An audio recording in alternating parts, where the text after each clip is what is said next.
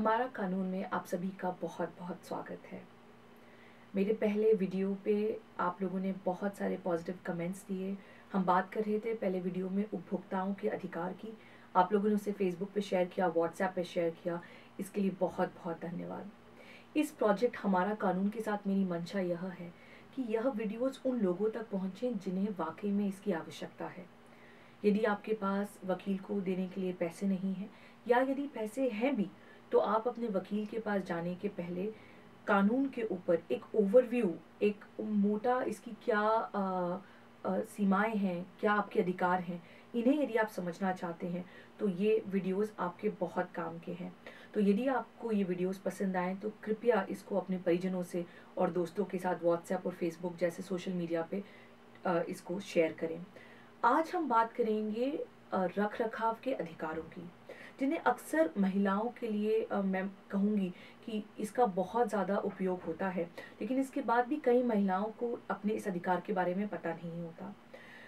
रख रखाव का अधिकार जो है वो इंडिया के कानून में अलग अलग लॉज में डिस्क्राइब किया गया है। यदि आप एक मुस्लिम औरत हैं तो आपके अंदर, आपके कल्चर के अंदर रख रखाव के अलग पर्सनल लॉज में अधिकार दिए गए हैं। यदि आप क्रिश्चियन हैं तो उसी प्रकार से आपके पर्सनल लॉज में उसका अलग रख रखाव दिया गया है। यदि आप हिंदू महिला हैं तो अलग अलग लॉज के अंदर आप कोर्ट के सामने जा सकती हैं। जैसे कि उदाहरण के लिए, यदि आपका कोई डाइवोर्स मैटर चल रहा है हिंदू मैरिज एक्ट में, और उस बीच में यदि आप मेंटेनेंस चाहती हैं या रख रखाव चाहती हैं, तो आप कोर्ट के सामने हिंदू मैरिज एक्ट के अंदर जा सकती हैं। उसी प्रकार से यदि डोमेस्टिक वायलेंस एक्ट मतलब घरेलू हिंसा के अधिनियम के अंदर भी रख रखाव का प्रोविजन है। यदि आपने घरेलू हिंसा का अपने पति के अगेंस्ट में कोई केस लगाया है और उस बीच में आप चाहती हैं कि आपको मेंटेनेंस या अंतरिम रख रखाव मिले, तो आप डोमेस्टिक वायलेंस एक्ट के अंदर जा सकती हैं। केवल आपको सुनकर ही कोर्ट जो है वो आपके फेवर में नतीजा सुना सकता है। Hindu adoption and maintenance act मतलब हिंदू रख रखाव और दत्तक ग्रहण अधिनियम भी जो है वो हिंदुओं के लिए है। ना सिर्फ उसमें हिंदू पत्नियां, लेकिन कोई भी व्यक्ति जो किसी और पे डिपेंडेंट है, किसी और पर निर्भर है, वो उस एक्ट के अंदर जा सकता है और अपने रख रखाव के लिए केस लगा सकता है। आज इस वीडियो में हम बात करेंगे section 125 CrPC criminal procedure code मतलब सेक्शन 125 दंड प्रक्रिया संहिता की। सेक्शन 125 कई मामलों में यूनिक है। पहला तो ये कि आप किसी भी धर्म के अनुयायी क्यों ना हो, आप सेक्शन 125 में रख रखाव के अधिकार के लिए जा सकते हैं। दूसरी बात ये कि सेक्शन 125 के पीछे मंशा यह है कि बहुत कम समय में आपको रख रखाव का ऑर्डर आपके फेवर में दे दिया जाए। मतलब हिंदू मैरिज एक्ट में या Hindu adoption and maintenance act में जब आप जाते हैं तो सर्वप्रथम कोर्ट यह देखेगा कि क्या आप उन कानून की सीमाओं के अंतर्गत आते हैं या नहीं आते हैं। इसका मतलब क्या आप हिंदू हैं, क्या आपकी शादी जो है वो हिंदू कस्टम्स के हिसाब से हुई थी। इन सब चीज़ों में कुछ समय लग सकता है। लेकिन सेक्शन 125 सीआरपीसी में कोर्ट आपके अधिकारों को एक परमानेंट रूप में तय नहीं करता। कोर्ट सिर्फ यह देखता है कि क्या मेरे सामने जो व्यक्ति आया है उसे मेंटेनेंस की आवश्यकता है, और यदि है तो हम कितने जल्दी समय में उस मेंटेनेंस का ऑर्डर कर सकते हैं। बहुत सारी बातें यहाँ पे करने के लिए हैं। अगले 10 से 15 मिनट में हम कुछ मोटी बातों पर मैं आपका ध्यान आकर्षित करना चाहूँगी। सर्वप्रथम शुरुआत करते हैं सबसे प्रथम या बेसिक लेवल के सवाल से। रख रखाव क्या है?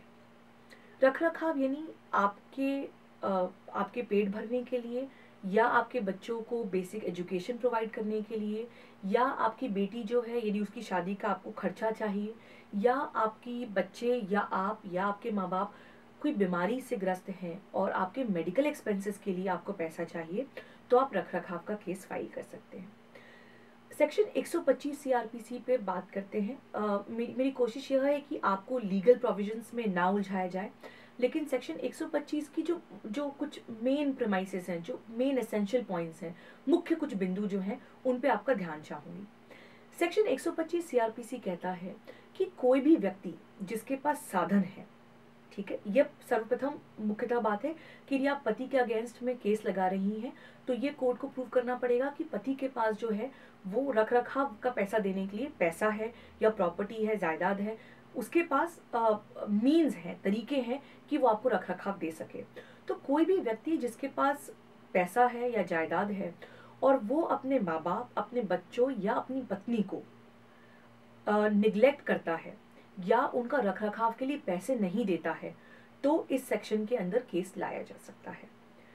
दूसरा पॉइंट यह है, जो बहुत मद्देनजर रखने वाली बात है, कि जो व्यक्ति कोर्ट के सामने केस ला रहा है सेक्शन 125 सीआरपीसी में, मेन बात यह है कि वह व्यक्ति निर्भर होना चाहिए। मतलब यदि आप पत्नी हैं और आप खुद भी पैसा कमा रही हैं और वह पैसा आपके स्टैंडर्ड ऑफ लिविंग के लिए, मतलब आपकी जीवन शैली के लिए काफ़ी है, तो आप सेक्शन 125 में केस नहीं ला सकते। या आप यदि माँ बाप हैं और आपके खुद के नाम पे जायदाद है, तो भी आप सेक्शन 125 में केस नहीं ला सकते।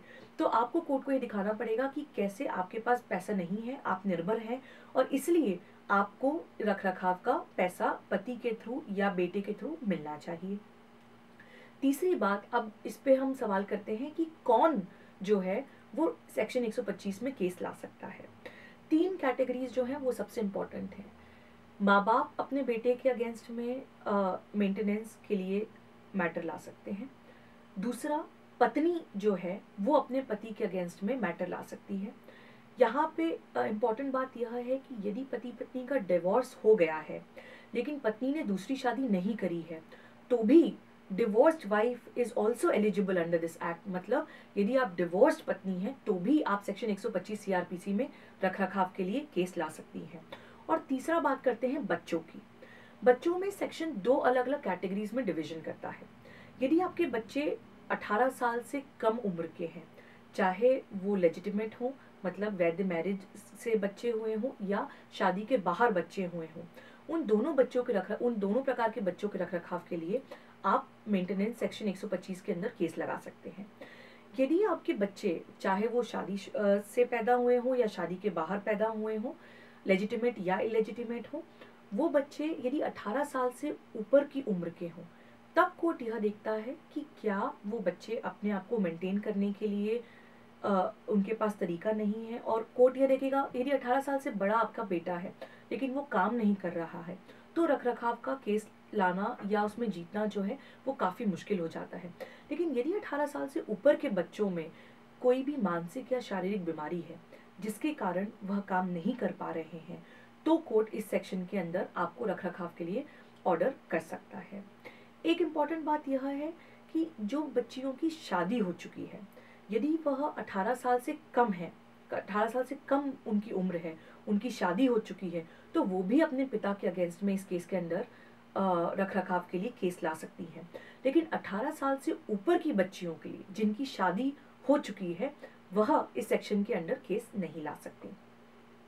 कोई भी सिटीजन ऑफ इंडिया, मतलब यह एक इम्पॉर्टेंट पॉइंट है कि आपको कोई भी कानून के अंदर 90% कानून जो है वो आप पे तभी एप्लीकेबल होते हैं जब आप इस देश के नागरिक हैं। तो वह पॉइंट मैक्सिमम लोग जो इसको सुन रहे हैं, मेरे ख्याल से उनके लिए यह पॉइंट कोई डिबेटेबल नहीं है। आप यदि भारत के नागरिक हैं तो आप सेक्शन 125 में ये सारी कंडीशंस को मद्देनजर रखते हुए केस जो है वो ला सकते हैं। अब आप मुझसे पूछेंगे कि कितना पैसा इस एक्ट के अंदर, इस सेक्शन के अंदर मिल सकता है और कितना समय लगता है यह केस को सुलझाने में। जहाँ तक बात है समय की, सेक्शन यह कहता है कि आपकी सामने वाली पार्टी को, जैसे आपने पति के अगेंस्ट में केस लेकर आए, तो पति के ऊपर जैसे ही नोटिस चला जाता है कोर्ट की तरफ से, उसका सर्विस हो जाता है। आपको प्रूव करना पड़ेगा कि कोर्ट ने इस दिन इनके ऊपर सर्विस कर दिया था। उस दिन से 60 दिन के अंदर कोर्ट के ऊपर यह ड्यूटी बनती है कि वह अपना ऑर्डर सुनाए कि आपको मेंटेनेंस मिलेगा या नहीं मिलेगा। जनरली 6 महीने से 1 साल के अंतर्गत में सेक्शन 125 सीआरपीसी के मामले जो हैं वो हमेशा सॉल्व हो ही जाते हैं। दूसरी बात यह है कि जहाँ तक बात है अमाउंट की, यह केस टू केस डिपेंड करेगा। मतलब आपके मामले पे डिपेंड करेगा कि आपको कितना पैसा जो है वो कोर्ट मुहैया कराएगी। यह चीज़ें देखी जाएंगी कि आपका पति जो है वो कितना पैसे कमा रहा है, उसकी कितनी जायदाद है, या आपकी जीवन शैली कैसी है, कैसे कैसे स्कूल में आपने अपने बच्चों को भेजा है। इन सारे चीज़ों को मद्देनज़र रखते हुए कोर्ट जो है वो कोई भी एक अमाउंट तय करेगी। हाल ही में सुप्रीम कोर्ट ने एक रूलिंग दी कि यदि आपके पास, आप पैसा तो कमा रही हैं लेकिन वह पैसा काफ़ी नहीं है आपकी जीवन शैली का स्तर मेंटेन करने के लिए, उस केस में भी अब आप अपने पति के अगेंस्ट में सेक्शन 125 सीआरपीसी के अगेंस्ट में केस दाखिल कर सकती हैं। कोर्ट का ये कहना पड़ा कि प्रैक्टिस में ये देखने में आ रहा था कि सेक्शन 125 सीआरपीसी के लिए महिलाएं जो हैं उसमें जाने के पहले वो कोई भी काम नहीं कर पा रही थी। आप अपने घर पे पार्लर चला सकती हैं या छोटा सा कोई काम कर सकती हैं, लेकिन चूंकि आपको कोर्ट में यह प्रूव करना पड़ेगा कि आपके पास अपने जीवन को चलाने का कोई भी तरीका नहीं है, तो महिलाएं छोटा सा भी काम नहीं कर पा रही थी।